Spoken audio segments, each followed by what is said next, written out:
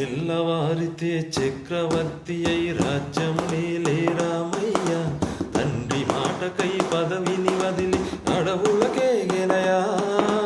మహిళ జనులను కావగ వచ్చిన మహావిష్ణు అవతారమయ, ఆలిని రక్కసుడపహరించితే ఆక్రోశించెనయా. అసురుని దుంతి అమ్మను తెచ్చి అగ్ని పరీక్ష విధించెనయా. చాకలి నిందకు సత్యము చాటగ కులసతినే విడనాడినయ. నా రాముని కష్టం లోకంలో ఎవరూ పడలేదయ్యా.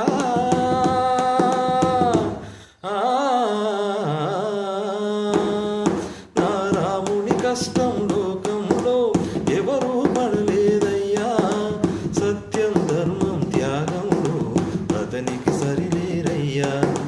కరుణాహృదయుడు శరణను వారికి అభయమొసగునయ్యా.